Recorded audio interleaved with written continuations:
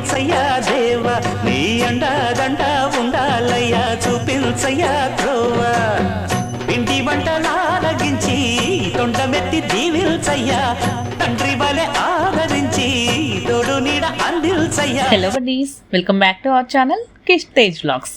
ఎలా ఉన్నారు అందరూ? మేమైతే చాలా బాగున్నామండి. ఈరోజు వీడియో అయితే చూడగానే అర్థమైపోయింది కదా, వినాయక చవితి సెలబ్రేషన్స్ అనమాట. వినాయక చవితి డెకరేషన్స్ ఎలా చేసాము, సెలబ్రేషన్ పూజ ఎలా చేసుకున్నాము, నిమజ్జనం ఎలా చేసాము అన్నీ కూడా ఒకే వ్లాగ్లో పెట్టేశాము. ఒకవైపు హార్డ్ వర్క్, అలాగే డివోషన్, అలాగే సేమ్ టైం ఫన్ కూడా ఉంటుంది నిమజ్జనం టైంలో. వీడియో అయితే చాలా బాగా వచ్చింది, లాస్ట్ వరకు చూడండి, మీరు కూడా ఎంజాయ్ చేస్తారు. ఒమన్లో ఉంటున్నామో ఆల్రెడీ తెలుసు. ఇక్కడ మనకు ఉన్న వాటితోనే మాకు వచ్చినట్లుగా మేమైతే పూజ చేసుకున్నాము.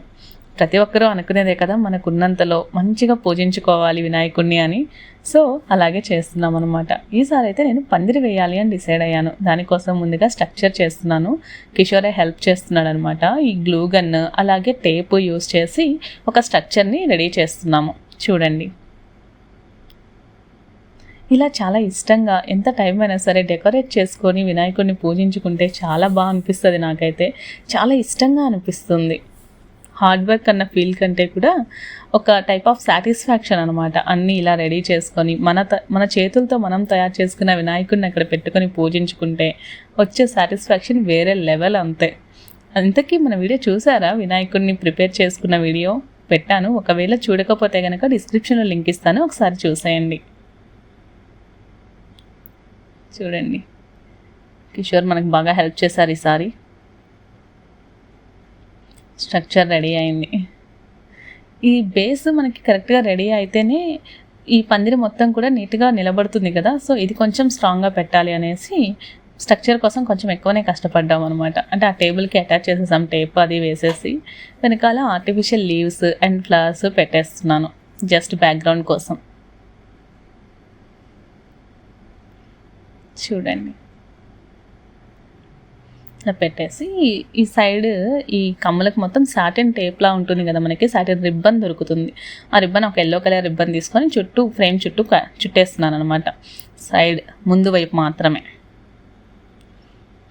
ఒక కొంచెం ఎల్లో కలర్ అలా కలవడం వల్ల డివోషనల్ లుక్ అలా వస్తుంది అనమాట, ఫెస్టివ్ వైబ్స్ వచ్చేస్తాయి. దానికోసం అనేసి అలా చేస్తున్నాను. చూడండి, ఇలా ఒక మాల ఉందన్నమాట ఆర్టిఫిషియల్. దీన్ని ఆ పందిరి ముందు ఇలా కట్టేస్తున్నాను అటు ఇటు. ఇదైతే నేను ఇండియా నుంచే తెచ్చుకున్నాను, ఎప్పుడైనా పనికొస్తుంది అన్నట్లు. సో మనకి వినాయక చవితికి బాగానే పనికొచ్చింది.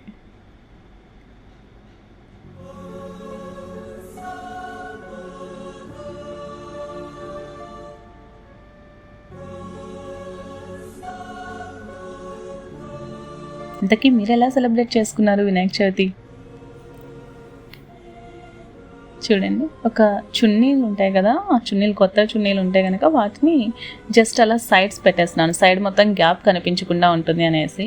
నార్మల్గా సాటిన్ క్లాత్ అయితే కూడా ఇంకా బాగా వస్తుంది అనమాట. ఆ స్టెప్స్ వైజ్ మన దగ్గర ఉన్న వాటితోనే చేసేస్తున్నాను. 2 చున్నీలు తీసుకొని అటు ఇటు ఇలా ఆ గ్యాప్ కనిపించకుండా కవర్ చేస్తున్నాను అనమాట. చూడండి,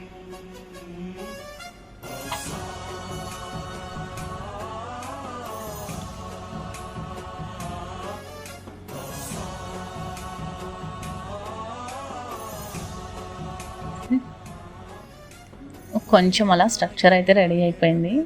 జస్ట్ మొత్తం రెడీ చేశాక ఇక్కడంతా కదిలించడం కుదరదు అనేసి ముందుగానే నేను ఏ క్లాత్ అయితే వేయాలి అనుకుంటున్నానో అలా క్లాత్ వేసేసాను టేబుల్ మీద, వైట్ క్లాత్. అలాగే పైన కూడా కొన్ని అలా కమ్ముల్లాగా పెట్టేసి రెడీ చేసేస్తున్నాము. కిషోర్ వచ్చి చేసేస్తున్నాడు అనమాట దాన్ని.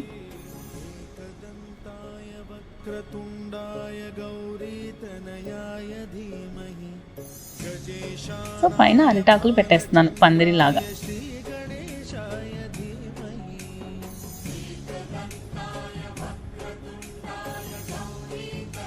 చూడండి,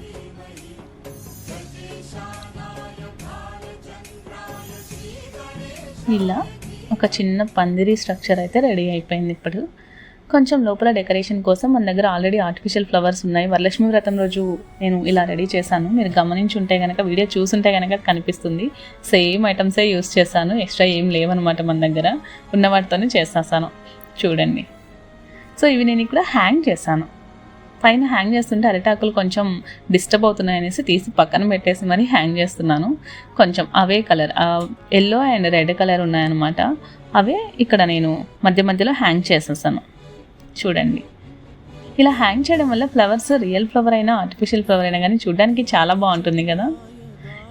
నాట్ ఓన్లీ పూజకైతే ఇలా ఎల్లో రెడ్ తీసుకుంటే బాగుంటుంది. ఇంకేమైనా డెకోర్స్కి పింక్ కలర్, బ్లూ కలర్ ఇలా తీసుకున్నా కూడా మంచి లుక్ వస్తుంది హ్యాంగ్ చేయడం చూడండి.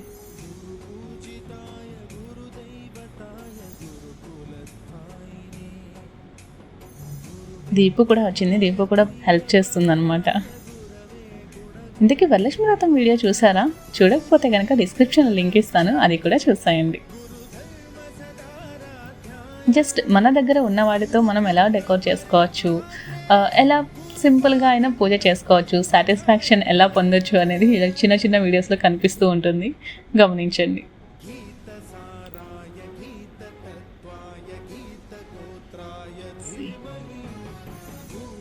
ఆల్మోస్ట్ అయిపోయింది.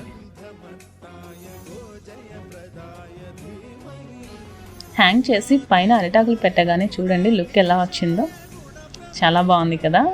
ఇప్పుడు ఆ వెనకాల బ్యాక్డ్రాప్ పెట్టాం కదా, బ్యాక్గ్రౌండ్, ఇది కూడా ఆ బరువు అనేది ఈ పందిరి మీద పడకుండా కొంచెం గోడకి డబుల్ సైడ్ టేప్ వేసుకొని స్టిక్ చేసేస్తున్నాను అనమాట నేను.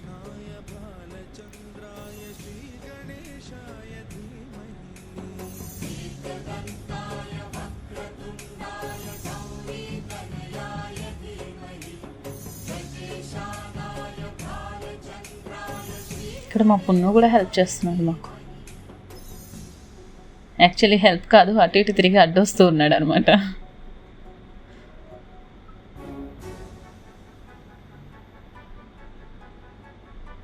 చూడండి ఇంతవరకు ఇలా అయిపోయాక నేను ఒక గోల్డ్ కలర్ క్లాత్ తీసుకొని వినాయకుడిని పెట్టుకోవడానికి ఆ పీఠం దగ్గర వేస్తున్నాను అనమాట, బ్లౌజ్ పీస్.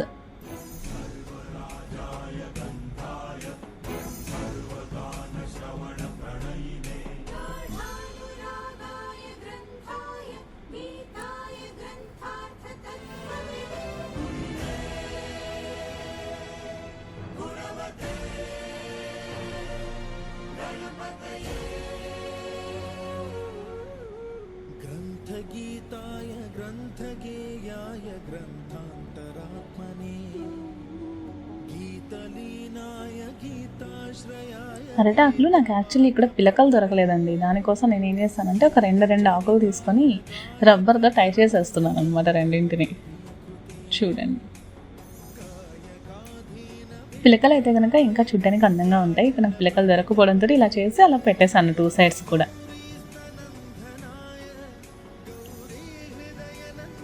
చూడండి ఇంతవరకు అలా డెకోర్ చేసేసి ముందైతే మామిడి తోరణం కట్టేస్తున్నాను పందిరికి.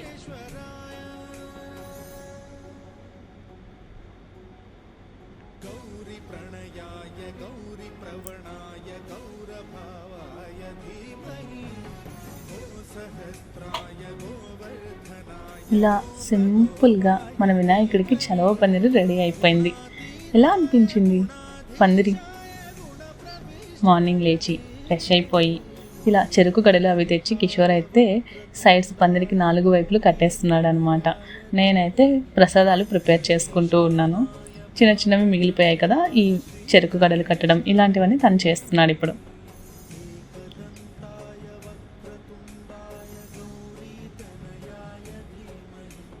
చూడండి నేను అలా ఫ్రెష్ అయిపోయి వినాయకుని ప్రతిష్ఠించుకోవడానికి మన దగ్గర పీట లాంటిది ఏం లేదు, ఉన్న దాంట్లో అలా పెట్టేశాను. ముందుగా బియ్యం వేసుకొని వినాయకుని తీసుకొచ్చి పెట్టడం అనేది ఆనవాయితీగా ఉంటుంది మా ఇంట్లో అయితే. సో అలాగే తీసుకొచ్చి పెట్టేస్తాను.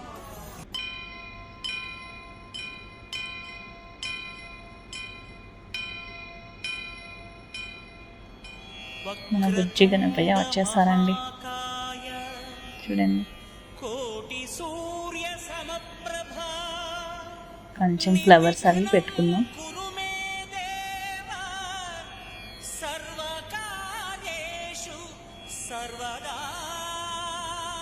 ఇంకొంచెం రియల్ ఫ్లవర్స్ అవి తీసుకొని ముందు కూడా కొంచెం అలా డెకరేట్ చేస్తున్నాను.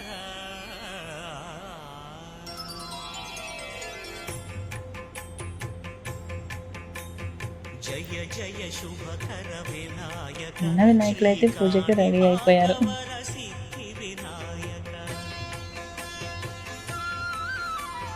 జయ జయ శుభకర వినాయక శ్రీకాణిపాక వరసిద్ధి వినాయక.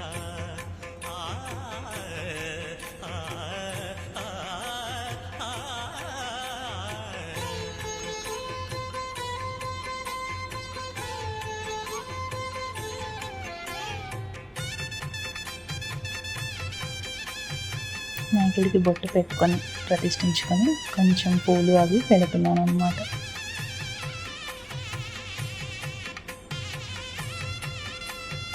బాహుదా నదీ తీరములోన బావిలోన వెలసిన దేవ మహిలో జనులకు మహిమలు చాటి ఇహ పరముల నిడు మహానుభావ. ఇష్టమైనది వదిలిన నీకడ ఇష్టకామ్య. ఇలా అన్ని పనులు మన చేతులతో మనమే అలా చేసుకుంటే ఎంత హ్యాపీగా అనిపిస్తుందో కదా. పురియుచు వరములను సగుచు నిరతము పెరిగే మహాకృతి. సకల చరాచర ప్రపంచ అయినా ఈ ఫ్లవర్స్ పెట్టగానే ఎంత మంచి లుక్ వస్తుందో. రియల్ ఫ్లవర్స్ ఎంత ఆర్టిఫిషియల్ పెట్టినా సరే రియల్ ఫ్లవర్స్ అలా పెడితే చాలు, ఎక్కడ లేని ఆ ఫెస్టివ్ వైబ్స్ అన్నీ ఇక్కడే కనిపించేస్తూ ఉంటాయి. చూడండి, ఎల్లో అండ్ రెడ్ ఈ కాంబినేషన్ కలిస్తేనే మనకి ఆ డివోషనల్ ఫీల్ వచ్చేస్తుంది కదా. కిషోర్ అయితే పత్రి అవి తీసుకొచ్చి పెడుతూ ఉన్నారు ఇక్కడ. మాకు ఇక్కడ దొరికినంతలో కొన్ని ఉమ్మెత్త, ఉత్తరేణి, జిల్లేడు, రేగు ఇలా కొన్ని గరిక ఇలా కొన్ని తెచ్చి పెట్టాము. అన్నీ అయితే అవైలబుల్ లేవు, ఎన్ని అవైలబుల్ ఉన్నాయో అంతవరకే తీసుకొచ్చాను అనమాట.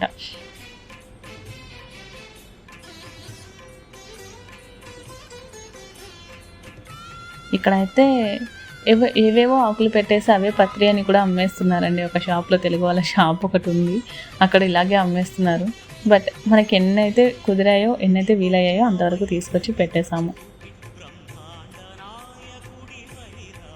కొంచెం పూలతో పాటు పళ్ళు.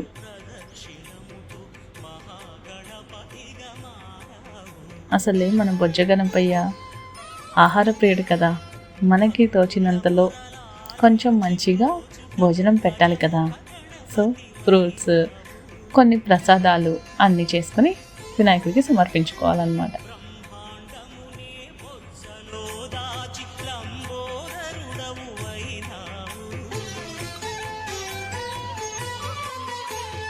లాభము శుభము కీర్తిని పూర్వక లక్ష్మీ గణపతి వైనాము. వేద పురాణములఖిల శాస్త్రములు కడలు చాటును నీ వైభవం. వక్రతుండమే ఓంకారమని విబుధులు చేసే నీ కీర్తనం. జయ జయ శుభకర వినాయక శ్రీకాణిపాక వరసిద్ధి వినాయక. జయ జయ శుభకర వినాయక శ్రీకాణిపాక వరసిద్ధి వినాయక.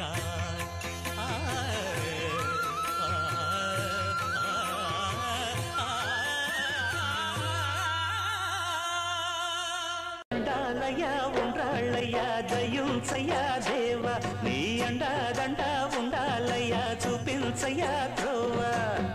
పిండి వంటలారగించి తొండమెత్తి దీవిల్చయ్యా, తండ్రి వలె ఆదరించి తోడు నీడ అందిల్చయ్యా. ఓ దండాలయ్యా ఉండాలయ్యా దయుంచయ్యా దేవ, నీ అండదండ ఉండాలయ్యా చూపించయ్యా త్రోవా.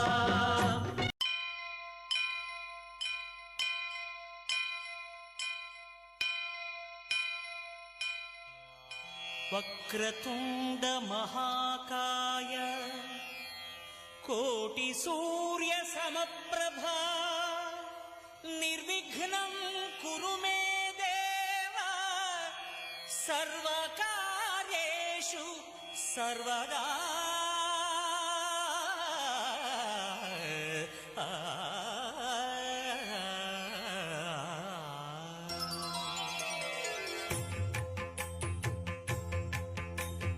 జయ జయ శుభకర వినాయక శ్రీకాణిపాకవర సిద్ధి వినాయక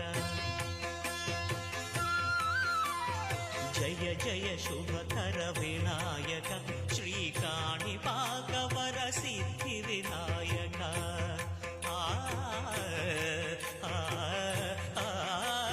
ఆ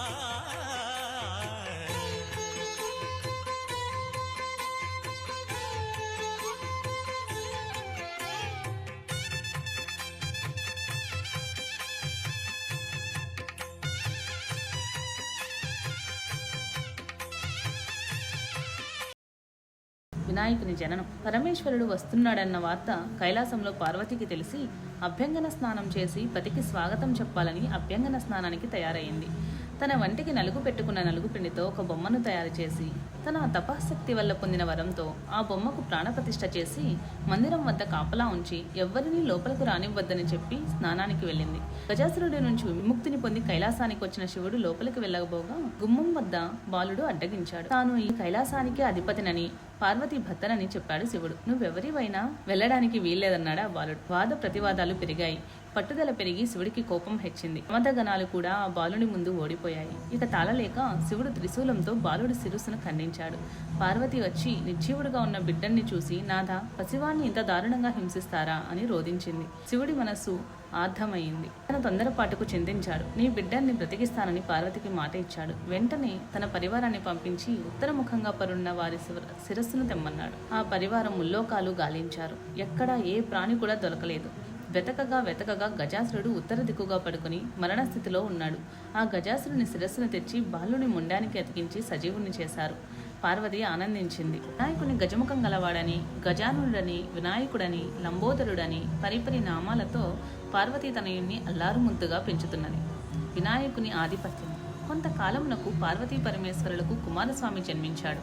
అతడు మహాబలశాలి. ఒకనాడు మునులు, దేవతలు పరమేశ్వరుణ్ణి, దేవా, విఘ్నములకు అధిపతి కావాలని కోరారు. అందుకు వినాయకుడు, కుమారస్వామి ఇద్దరు విఘ్నాధిపత్యమునకు పోటీపడ్డారు. అంతటా శివుడు, నాయనలారా, ఈ ముల్లోకాల్లో గల పుణ్య నదులలో స్నానమాడి ముందుగా నా యొద్దకు ఎవరు వచ్చేదరో వారికే విఘ్నాధిపత్యం ఉంచేదనని పలుకగా కుమారస్వామి తన వాహనమైన నెమ్మలిపై ఎక్కి బయలుదేరాను.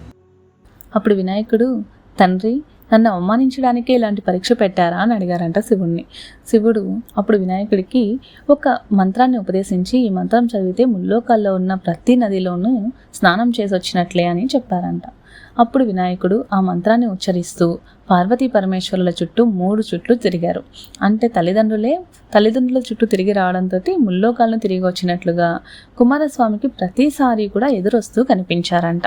అప్పుడు కుమారస్వామి తన తప్పు తను తెలుసుకున్నారు. తల్లిదండ్రులే ముల్లోకాలు అని తెలుసుకోలేకపోయాను, నా తప్పని క్షమించండి, వినాయకుడినే మీరు విఘ్నాధిపతిని చేయండి అని చెప్పారంట. అందుకే మనం ఏ పని చేసినా సరే వినాయకుడిని విఘ్నాధిపతిగా ముందుగా పూజించి పని స్టార్ట్ చేస్తామన్నమాట.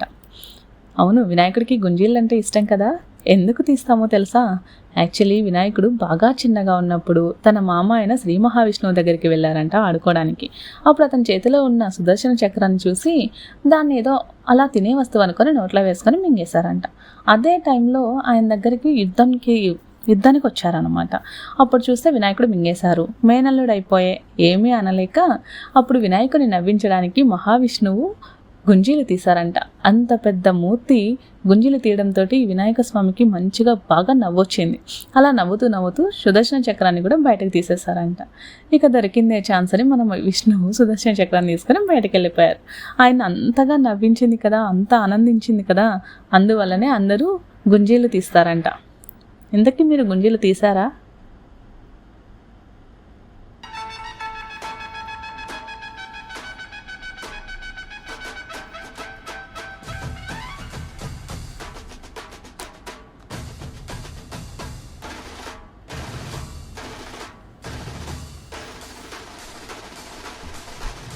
ఇలా మా ఇంటి వినాయకుడికి పూజ కంప్లీట్ చేసి వినాయకుడు హ్యాపీగా ఉన్నారు. కైలాసానికి వెళ్ళడానికి రెడీ అయిపోయారు.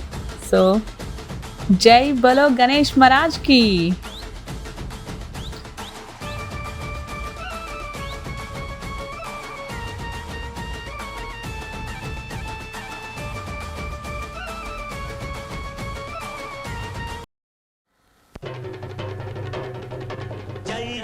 బీచ్ దగ్గర వచ్చేసామండి.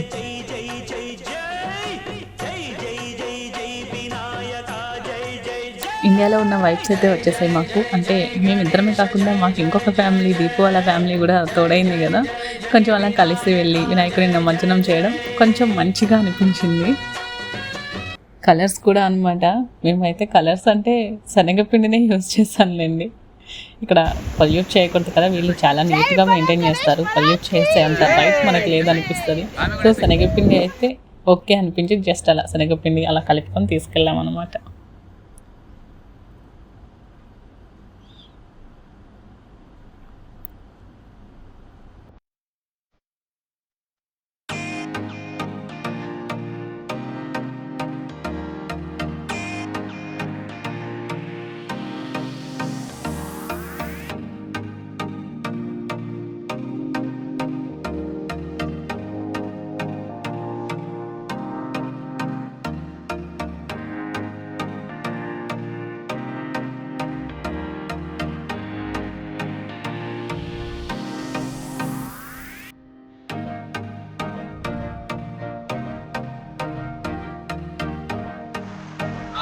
जय बोलो गणेश महाराज की जय बोलो गणेश महाराज की जय बोलो गणेश महाराज की गणपति बप्पा गणपति बप्पा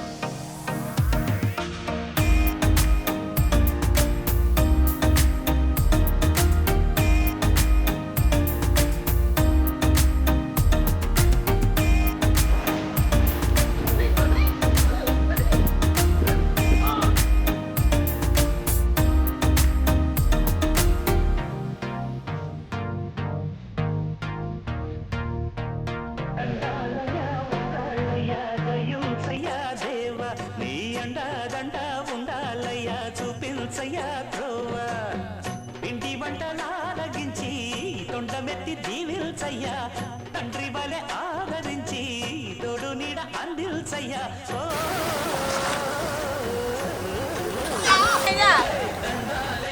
ఉండాలయ్యా దయ్యం జయ్యా దేవా, నీ అండా దండా ఉండాలయ్యా, చూపించయ్యా త్రోవా.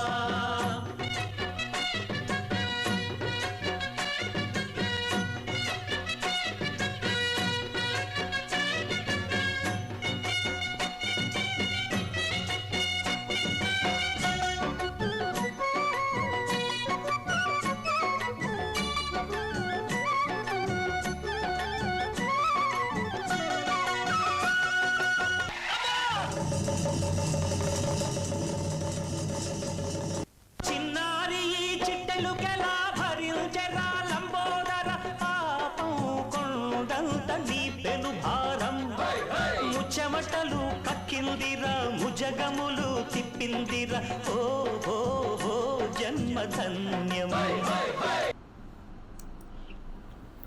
ఇలా కొద్దిసేపు ఆడుకుంటూ ఉన్నాము. ఆడుకునేసి ఇక ఇంటికి వెళ్ళిపోవడమే. ఇంతకీ నైట్కి ఎవరు చంద్రుని చూడలేదు కదా, ఎవరైనా చూసారో లేదో కామెంట్ చేయండి. ఇంతకీ వీడియో ఎలా అనిపించింది? వీడియో కనుక నచ్చినట్లయితే please do like, share and subscribe to our channel Kish Tej vlogs. మరొక మంచి వీడియోతో మళ్ళీ కలుద్దాం. అంతవరకు బాయ్ బాయ్.